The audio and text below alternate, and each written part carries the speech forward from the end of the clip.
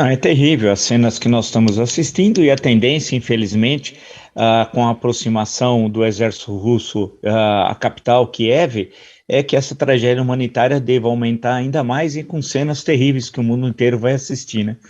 Ou seja, politicamente, Vladimir Putin já perdeu essa guerra, politicamente. Não estou falando que ele não perdeu em termos estratégicos ou de conquista territorial, mas em termos estritamente políticos, é possível afirmar que Vladimir Putin perdeu essa guerra contra a Ucrânia, que já estamos passando aí de mais de 3 semanas, né? E desde o dia 24 de fevereiro, e com momentos de tentativa de paz, de algum tipo de cessar-fogo, de acordo, mas infelizmente até agora nenhuma dessas tentativas de negociação obteve êxito, e a tendência é acirrar o conflito militar, a invasão da Ucrânia, e com cenas como essa, porque os bombardeios vão aumentar cada vez mais, a ação da artilharia russa e os bombardeios aéreos, né? Infelizmente é esse o cenário que a gente está assistindo agora. Tem aí nenhuma expectativa de um acordo de paz, né, professor Vila, porque hoje teve mais uma rodada de negociação, aí eles falaram de uma pausa técnica. Como vai se dar essa negociação na sua análise, né? Até pela sua experiência em história, em estudar outras guerras, professor Vila, como é que o senhor vê a saída dessa guerra? É, eu acho que esse é o grande desafio. É bom lembrar que o agressor é a Rússia, agredida é a Ucrânia. Se há razões anteriores que vale uma discussão, ou seja, a ação da OTAN na Europa Oriental, né?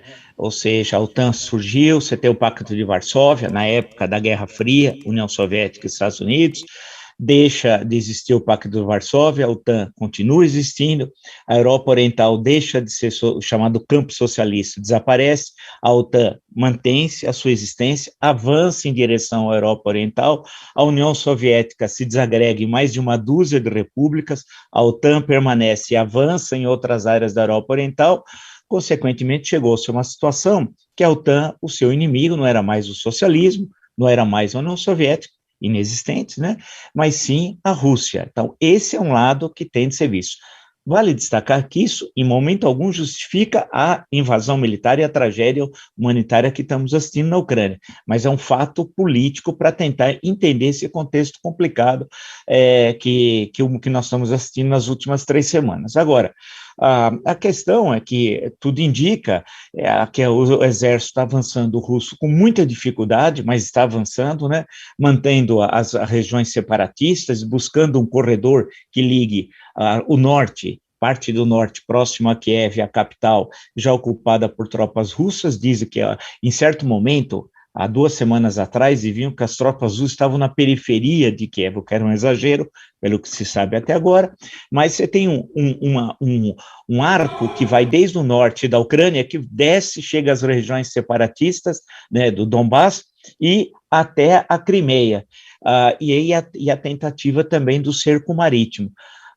Portanto, a Rússia está com todos os instrumentos, com a faca, numa linguagem mais popular, com a faca e com o queijo na mão. A Ucrânia militarmente está isolada, está recebendo algum tipo de auxílio militar, mas a grande questão é que o Ocidente estimulou a Ucrânia a falar uma linguagem mais popular, grosso, com a Rússia, mas na hora que houve o confronto, a guerra, o Ocidente pouco ou nada fez.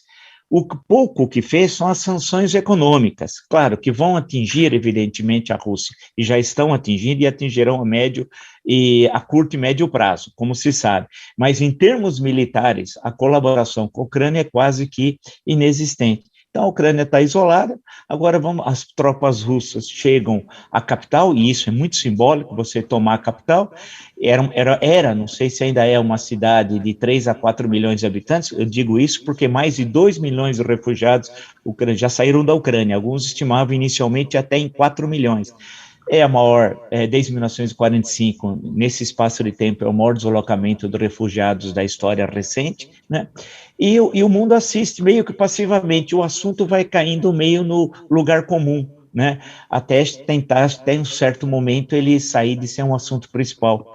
O que eu não creio a curto prazo, porque o cerco da capital, Kiev, com bombardeios, artilharia pesada e com os bombardeios aéreos, meu Deus do céu, nós vamos assistir uma carnificina. Viu?